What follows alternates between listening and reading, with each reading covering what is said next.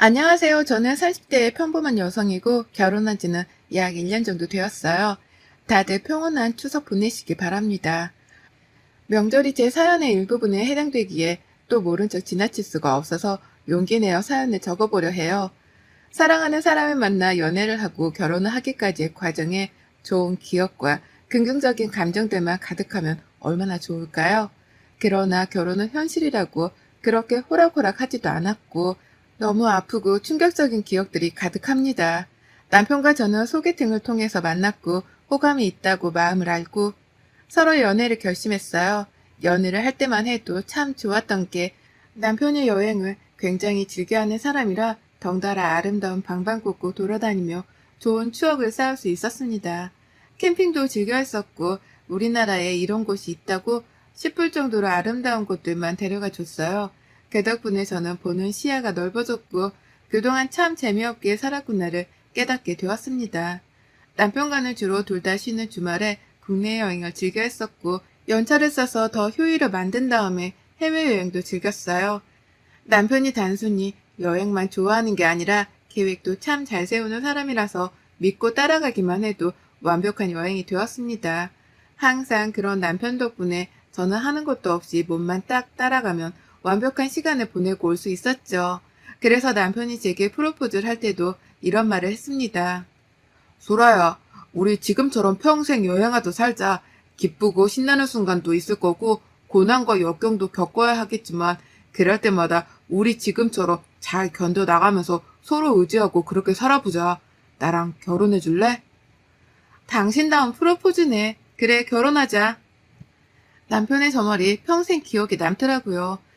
여행하듯 살자는 말이요. 여행을 하다 보면 기쁘고 설렘이 가득한 순간들도 있지만 분명 예상치 못한 고난과 역경에 당혹스럽고 힘겨울 때도 있죠. 그렇지만 여행 중이니 평소보다는 더 좋은 감정으로 일을 해결하고 좋은 시간을 보내곤 했는데 그런 저희의 평소 생활을 비유한 남편의 프로포즈 멘트는 너무 귀했습니다. 이런 사람과 함께라면 정말 평생 여행하듯 즐기며 행복하게 살 수 있을 거라고 확신을 했어요. 그렇게 남편과 결혼을 했고 별 탈 없이 잘 살고 있었습니다. 그러던 어느 날 원래 차로 1시간 거리에 계시던 시부모가 저희 집 근처로 이사를 오신다고 했죠. 아, 소라니? 다름이 아니고 이사 소식 들었니? 네? 무슨 이사요? 뭐야, 동호한테 못 들었니? 우리 다음 주 수요일에 그 동네로 이사 가기로 했는데 동호가 깜빡했나 보구나. 수요일에 이사하는 거니까 그날 일 좀 미리 빼고 우리 이사 좀 도와줄래? 네? 어머님 갑자기 이사 결정을 하셨어요? 그 동네에서 정말 오래 계셨잖아요. 아, 며느리가 있는데 내가 왜 고생하나 싶어서 다들 며느리가 음식도 하고 이것저것 해서 가져다 주는데 나만 여전히 혼자 다 하는 게 너무 힘들더라고. 나도 이제 늙었잖니. 며느리가 차려주는 밥상이 먹고 싶기도 하고 다 같이 모여 살면 좋잖아. 아, 네, 그러셨군요. 우선 알겠습니다. 딱 저 얘기를 듣는데 불길함이 몰려왔습니다. 그동안 딱히 시집살이라고는 하지 않으셨던 시모인데 어디서 무슨 말을 들은 건지 작정하고 시집살이를 시키겠다고 마치 선포하는 느낌이었죠. 당장 다음 주에 이사를 오신다는 이 사실을 저만 몰랐다는 게 황당하기도 해서 남편에게 바로 연락을 했습니다. 여보, 어머님 아버님 다음 주에 이사 오신다며? 그런 중대한 사실을 왜 나한테 말을 안 해줬어? 이사 도우라고 일도 빼라고 하시던데 미리 말을 해줬어야지. 아, 맞다. 내가 당신한테 말을 안 했구나. 미안, 미안. 요즘 일 때문에 정신이 하나도 없어서 깜빡했어. 이미 이사 오시기로 한 거라 뭐 지금 알아도 미리 알아도 달라지는 건 없잖아. 말이 그래? 나한테 뭘 하시는 줄 알아? 대놓고 며느리로 부려먹겠다는 말씀하시던데 이건 시집살이 선포도 아니고 당황스러워 나 지금. 에이, 말만 그렇게 하시는 거지. 안 그러셔. 엄마가 언제 당신한테 이래라 저래라 한 적 있어? 없잖아. 걱정 마. 너무 태평하게 말하는 거 아니야? 아무튼 앞으로는 이런 일 듣자마자 꼭 바로 말 좀 해줘. 남편은 뭔가 본인 일이 아니라서 그런지 본인의 엄마라서 그런 건지 제 말을 대수롭지 않게 듣더라고요. 전 그런 남편의 행동이 무척이나 마음에 들지 않고 불편했지만 당장 벌어진 일은 아무것도 없어서 섣불리 뭔가를 할 수가 없었습니다. 걱정에 앞서는 건 사실이었지만 그래도 잘 지내봐야지 하며 마음을 꾹꾹 눌렀어요. 불안한 마음으로 시모의 이사를 기다렸고 드디어 이사를 했습니다. 당일에는 남편과 제가 이사를 함께 도와드렸는데 지옥에 입성하는 줄 알았어요. 정말 너무할 정도로 저를 부려먹었고 남편과 저를 딱 차별하는 게 보였죠. 예, 소라야. 내 옷들 드레스룸에 넣어뒀으니까 깔별로 딱딱 정리 좀 해줄래? 제가요? 그게 양이 너무 많던데 그럼 이 사람이랑 제가 같이 드레스룸 정리할까요? 내가 소라 너한테 시켰지. 우리 동호한테 시켰니? 동호는 내가 따로 시킬 게 있으니까 넌 정리 좀 해. 그렇게 한참 동안 옷 지옥에 빠져서 힘겨운 시간을 보내고 있었습니다. 분명 처음에는 밖에서 정리하는 소리가 들렸는데 어느 순간 조용해졌고 어디선가 맛있는 냄새가 나더라고요. 제가 착각한 거라고 생각하기에는 냄새가 닫은 방문을 뚫고 들어와서 나가봤습니다. 시모는 먼지가 온 집안에 날릴 테니 드레스룸 창을 열고 문 닫고 정리하라고 했거든요. 제가 그 먼지를 다 먹는 건 신경 쓰지 않았던 거죠. 당신 뭐해? 정리 안 해? 그게 엄마가 이거 맛 좀 보라고 해서. 예, 정리 다 했어? 아직이요.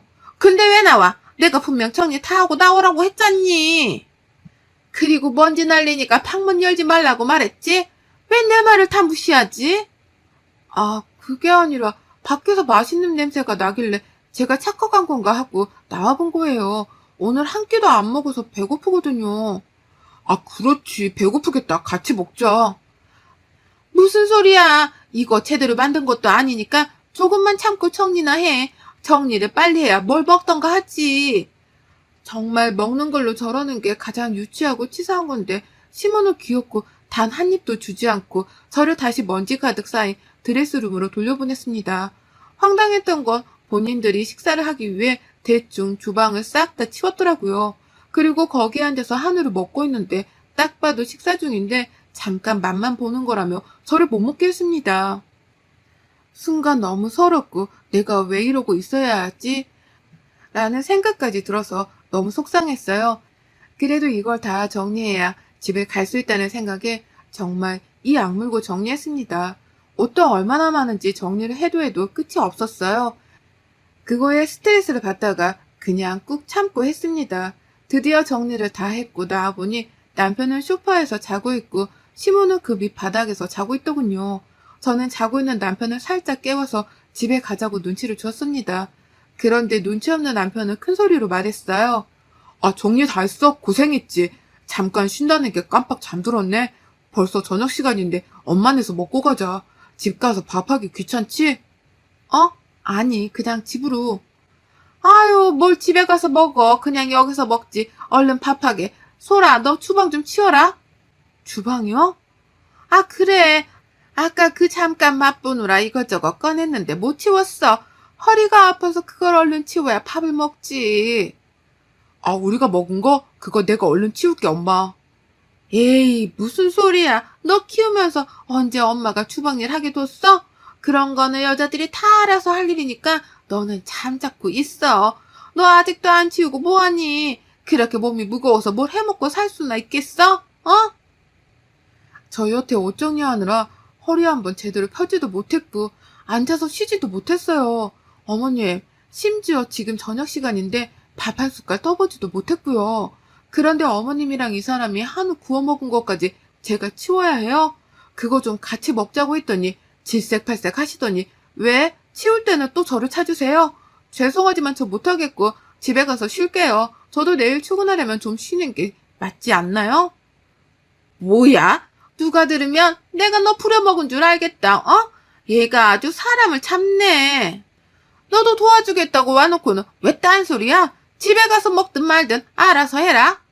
네, 부려먹으신 거 맞고요. 저는 집에 갑니다. 당신은 대리효도는 오늘 하루 내가 다 했으니 이제라도 효도하고 와. 여보, 소라야. 그렇게 가면 어떡해. 놔.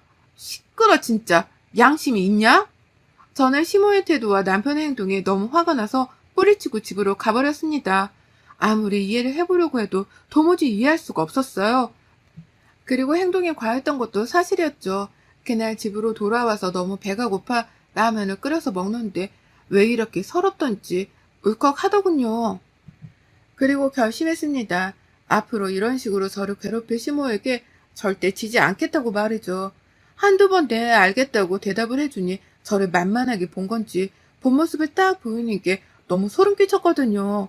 그 이후 저는 시모와 거리를 두고 지냈고 일이 바쁘다는 핑계로 시모의 부름에 응하지 않았습니다. 그러니 시모 입장에서는 화가 아주 단단히 났겠죠. 주말만 되면 집으로 와서 이거 해라 저거 해라 시키는 게 너무 승질이 났어요. 그래서 저는 남편에게 말했습니다. 이번 주말에 엄마가 집에 와서 밥 먹으래. 간 김에 고장난 것도 좀 봐주고 청소할 거 있으면 도와드리자. 그래, 당신은 거기 가서 어머님 도와드려. 나는 우리 집 가서 내 부모님 보고 도와드릴 거니까. 아, 정말 왜 그래? 언제까지 이럴 거야? 뭐가? 효도는 셀프야. 왜 나한테 대리효도를 바래? 내가 언제 당신한테 우리 엄마 아빠께 이렇게 해, 저렇게 해, 도와줘. 라고 말한 적 있어? 단 한 번도 없을 텐데. 난 늘 내가 했지. 당신한테 시킨 적 없어. 맞지? 아, 물론 그렇긴 한데 우리 집은 가깝고 처갓집은 멀잖아. 그걸 핑계라고 말하는 거야? 차라리 입이라도 다물지 그랬어? 정 떨어진다 정말. 내가 알던 사람 어디 간 건지 모르겠는데. 그렇게 남편과 한바탕 싸우고 주말에 친정집에 놀러 갔습니다. 오랜만에 부모님을 보고 함께 시간을 보내니 그간 쌓였던 분노와 스트레스들이 눈 녹듯이 사라졌어요. 다행이었죠. 그런데 갑자기 부모님께 충격적인 소식을 듣게 되었습니다. 우리 딸 시집가서 사니까 어때?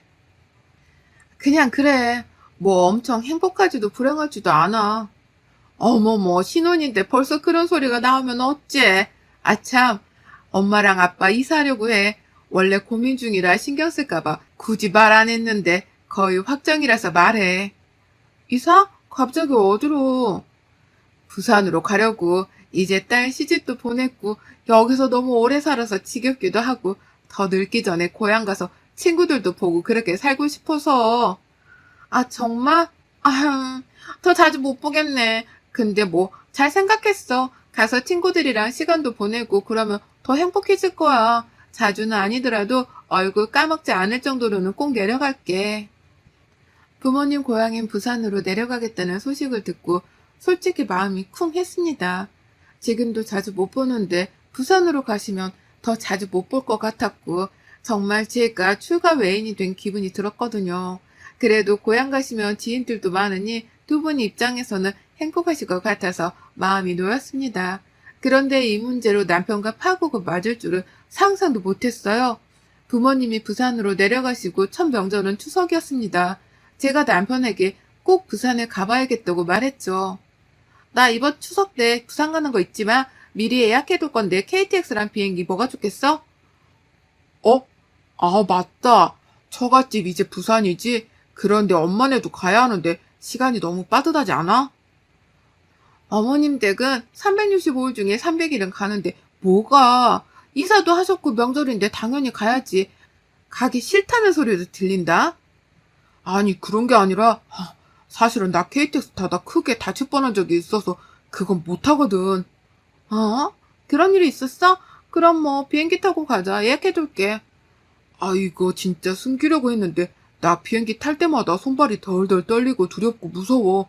왜 그런지 모르겠는데 숨도 잘 안 쉬어주고 막 그래.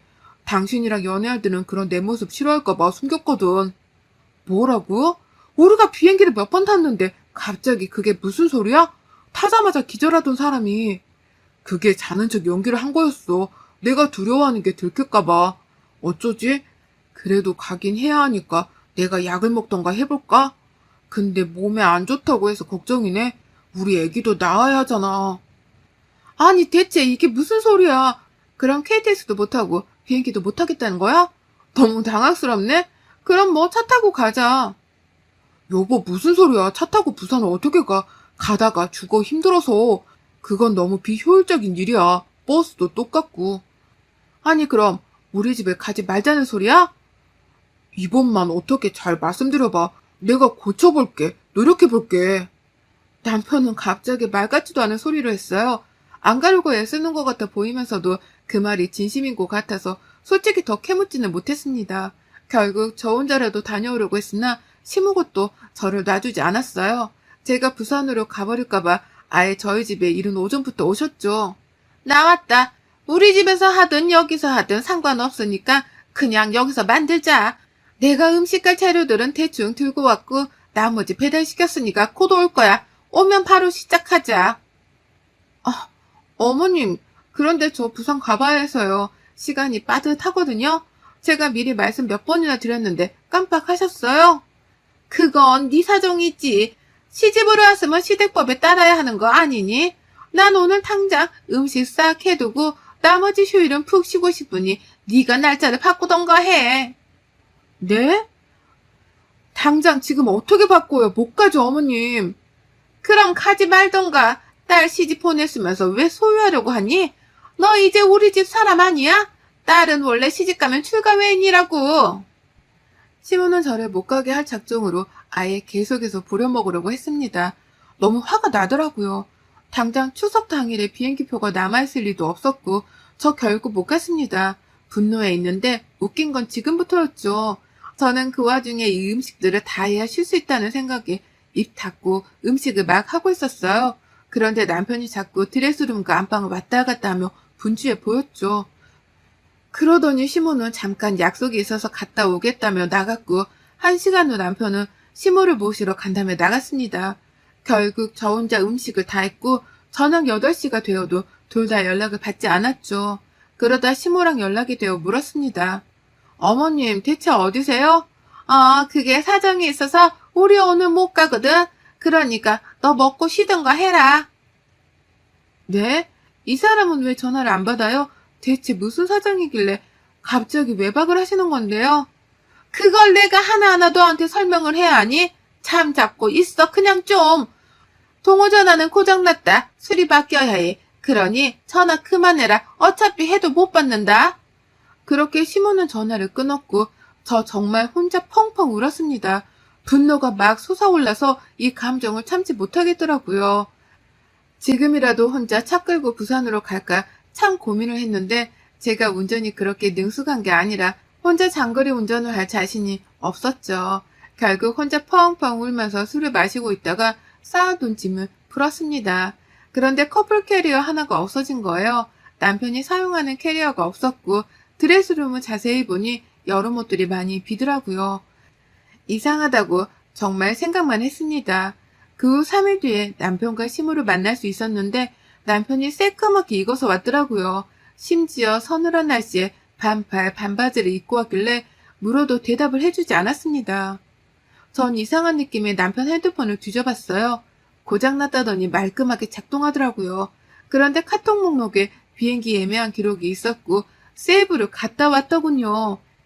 잠들어 있는 남편을 흔들어 깨웠습니다. 이거 뭐야?